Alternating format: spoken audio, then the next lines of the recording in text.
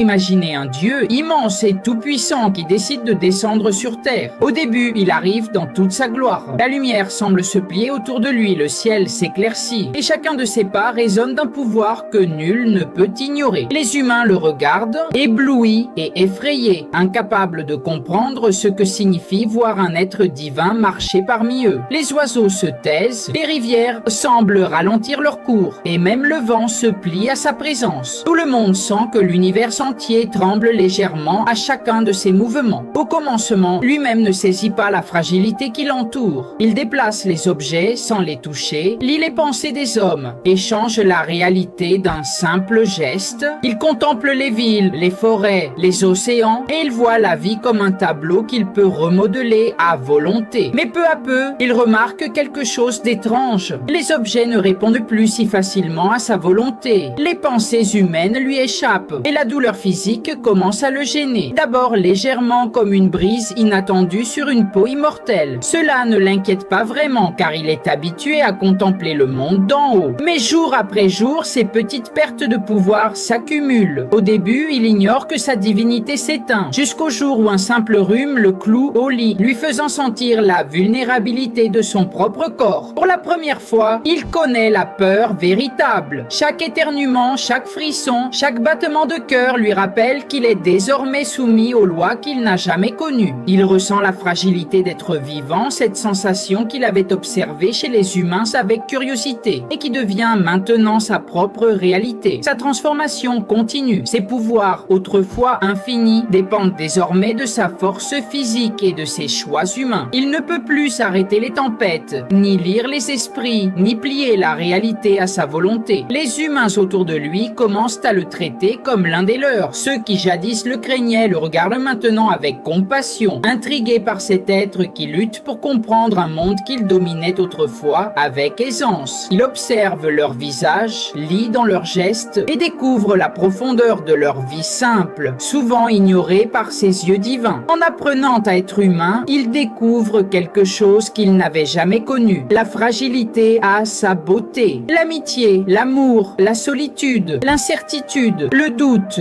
Tout devient réel, profond et urgent. Chaque émotion le frappe avec une intensité nouvelle, car il ne peut plus la tempérer par son pouvoir divin. Le rire, la joie, la peur et le chagrin deviennent des tempêtes intérieures qui le traversent. Il apprend à savourer un repas, à sentir la pluie sur sa peau, à entendre le murmure des feuilles dans le vent. Ces sensations, si simples pour les humains, deviennent pour lui des trésors inestimables. Mais avec l'humanité viennent aussi les dangers. Être humain signifie faire des erreurs, ressentir la douleur, se tromper sans pouvoir réparer par magie. Chaque décision, chaque mot, chaque geste prend un poids qu'il n'avait jamais connu. Il réalise que sa divinité lui permettait autrefois d'observer la vie sans la subir. Et maintenant, chaque choix peut changer des destins. Chaque erreur peut être irréversible. Le monde devient plus complexe, plus fragile, et il apprend à avancer malgré l'incertitude. Au fil du temps, il découvre les nuances des relations humaines. La compassion, le pardon, la peur de perdre ce qu'on aime. Tout cela est nouveau pour lui. Il commence à comprendre que la force véritable ne réside pas dans la puissance, mais dans la capacité à aimer et à se relier aux autres malgré la fragilité. Il écoute les histoires des mortels, partage leurs joies et leurs peines, et comprend que chaque vie, même la plus ordinaire, est une lutte magnifique. À la fin, devenu entièrement humain, il marche parmi les mortels sans rien qui le distingue d'eux, sauf son regard, qui garde l'éclat de ce qu'il fut. Il comprend que la vraie force ne réside pas dans le pouvoir absolu, mais dans le fait de vivre, souffrir, aimer